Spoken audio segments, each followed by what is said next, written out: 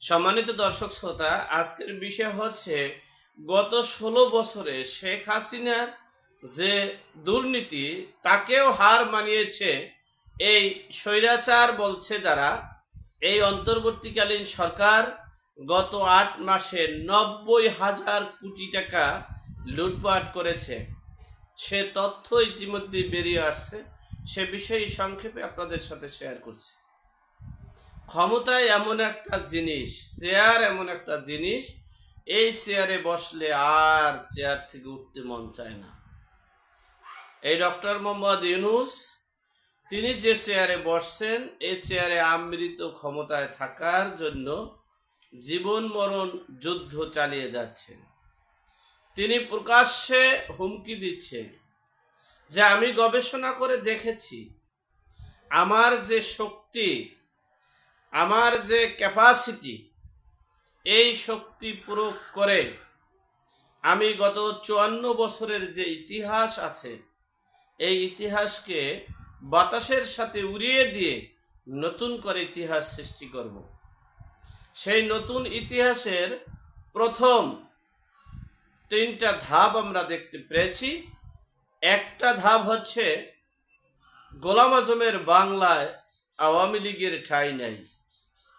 একটা একটা লীগ ধর, ধৈরা ধৈরা জবাই কর, এই একটা পেয়েছি। এর সাথে সাথেই পেয়েছি জাতীয় সঙ্গীত গাইতে পারবে না। 1, 2 নম্বর আমরা পেয়েছি এই চট্টগ্রামকে মার্কিন যুক্তরাষ্ট্র সহ বিদেশিদের হাতে তুলে দেওয়ার জন্য সর্বোচ্চ পদক্ষেপ নিয়ে চূড়ান্ত সিদ্ধান্ত নিয়েছেন তিনি।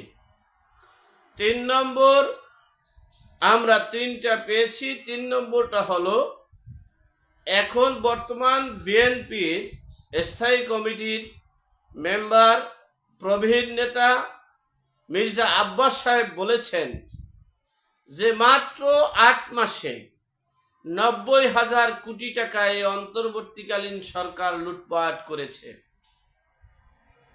তাহলে যে তার যে ক্ষমতা নেই এটা কে বলছে? অবশ্যই তার ক্ষমতা আছে।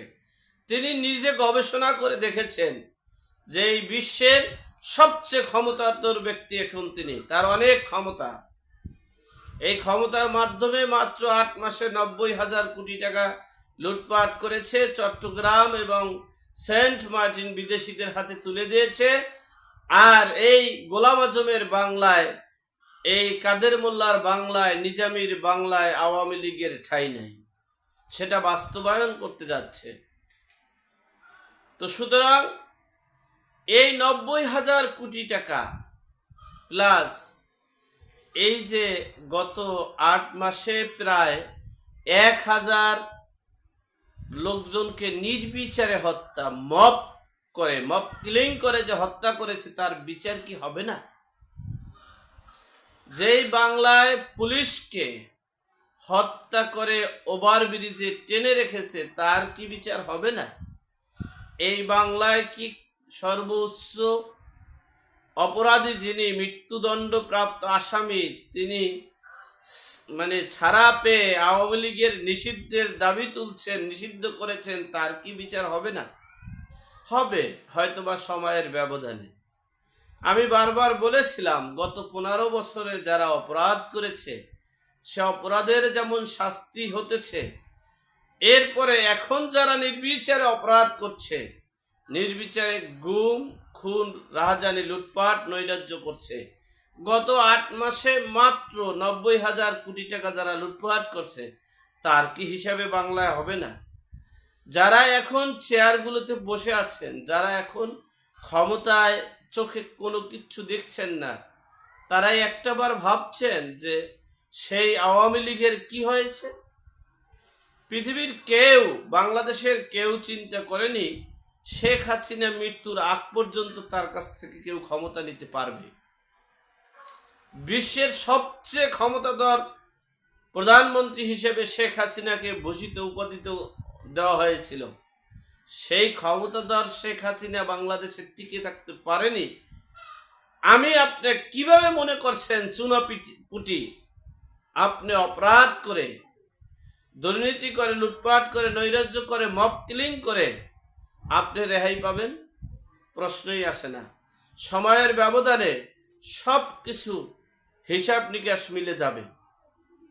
একটা প্রবাদ আছে, এই দিন দিন নয়, আরো দিন আছে, এই দিন নিয়ে যাব সেই দিনের কাছে।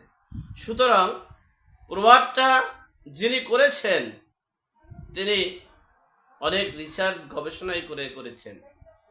মনে রাখতে হবে, দিন কিন্তু শেষ না। এই বছরের গরম কিন্তু শেষ গরম নয়। এই বছরের ঈদ কিন্তু শেষ ঈদ নয়। হয়তো বা সামনের ঈদে আমি আপনি থাকবো না। তো এই পৃথিবীতে, এই বিশ্বভুবনে যারা থাকবে তারা কিন্তু অপরাধের বিচার চোখে দেখবে। ইতিহাস কাউকে ছাড় দেয় না। আল্লাহ ছাড় দেয় কিন্তু ছেড়ে দেয় না। সুতরাং সময়ের ব্যবধানে সব কিছু বেরিয়ে আসবে, সব কিছুর প্রমাণ হবে, সব কিছুর বিচার হবে। আমি সকলকে প্রত্যাশা করব, সকলের কাছে প্রত্যাশা করব, কেউ কোনো শক্তি প্রয়োগ করে, ক্ষমতা প্রয়োগ করে অপব্যবহার করেন না। দেশের মানুষকে নির্যাতন নিপীড়ন করেন না।